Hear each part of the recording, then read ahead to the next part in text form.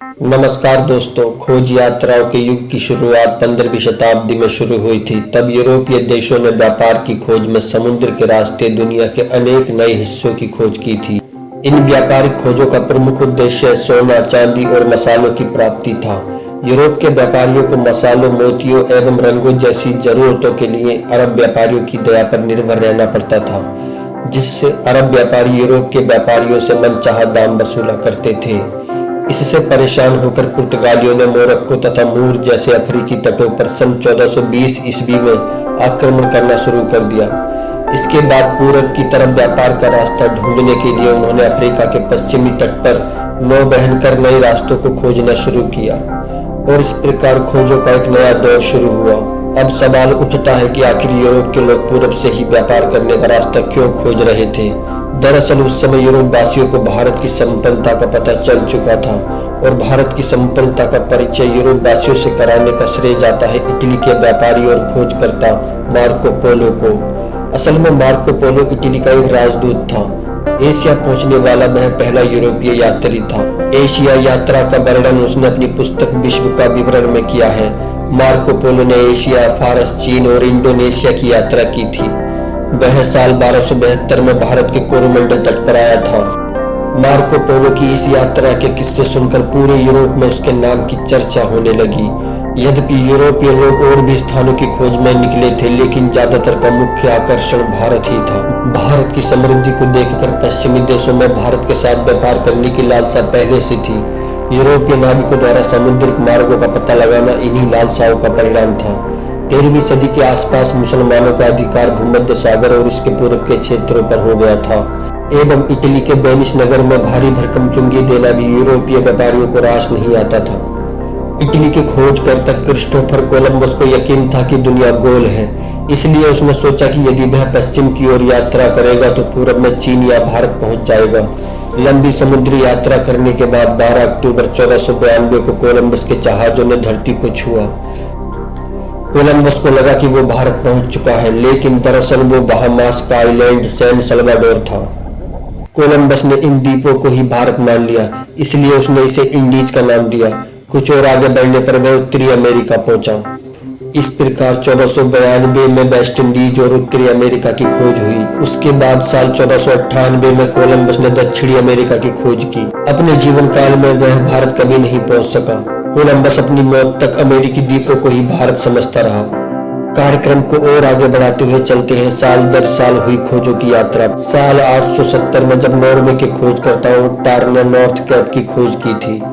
साल 1000 में जब नॉर्वे के ही एरिक्सन ने लेब्राडोर की खोज की। साल 1272 में इटली के मार्को पोलो ने चीन की खोज की थी। साल 1440 में वेनिस के निकोलो डी कॉन्टी ने दक्षिणी चीन को खोजा था। साल 1483 में पुर्तगाल के डियोगो काओ ने कांगो नदी का मुहाना खोजा। साल 1488 में पुर्तगाल के बार्टोलोम्यू ने कैप ऑफ गुड होप की खोज की थी। साल 1492 में इटली के क्रिस्टोफर कोलंबस ने वेस्ट इंडीज को खोजा। साल 1492 में ही क्रिस्टोफर कोलंबस ने उत्तरी अमेरिका की खोज की। साल 1497 में इटली के जॉन कैबेट ने न्यू फाउंडलैंड द्वीप को खोजा। साल 1498 में पुर्तगाली नाविक वास्को डी गामा ने भारत को खोजा था। साल 1498 में ही कोलंबस ने दक्षिणी अमेरिका की खोज की। सन 1500 में पुर्तगाली पेड्रो अल्वारेज ने ब्राजील ओशिनिया की खोज की थी। सन 1513 में स्पेन के वास्को डी बाल्बोआ ने प्रशांत महासागर का पता लगाया था। सन 1526 में पुर्तगाल के जॉर्ज डी मेंजिस ने पापुआ न्यू गिनी की खोज की थी। सन 1534 में फ्रांस के जैक्वेस कार्टियर ने सेंट लॉरेंस नदी को खोजा था। सन 1535 में स्पेन के रिबेडेनेरिया ने गैलेपेगोस द्वीप को खोजा था। सन 1541 में स्पेन के हर्नांडो डी सोंटो ने मिसिसिपी नदी का पता लगाया था। साल 1549 में स्पेन के ही सेंट फ्रांसिस जेवियर ने जापान की खोज की। सन 1610 में इंग्लैंड के हेनरी हडसन ने हडसन खाड़ी को खोजा। साल 1642 में नीदरलैंड के तस्मान ने ऑस्ट्रेलिया की खोज की थी। साल 1642 में तस्मान ने न्यूजीलैंड को खोजा। सन 1741 में डेनमार्क के बेरिंग ने अलास्का को खोजा। सन 1770 में ब्रिटिश यात्री कैप्टन कुक ने हवाई द्वीप का पता लगाया था। सन 1795 में स्कॉटलैंड के मुंगो पार्क ने नाइजर नदी को खोजा था। साल 1820 में अमेरिकी खोजकर्ता नेथानियल पाल्मेर ने अंटार्कटिका की खोज की थी। साल 1823 में इंग्लैंड के डिक्सन डॉनलन तथा क्लेव पर्टन ने सहारा मरुस्थल का पता लगाया था। साल 1851 में स्कॉटलैंड के डेविड लिविंगस्टोन ने जाम्बेजी नदी को खोजा था।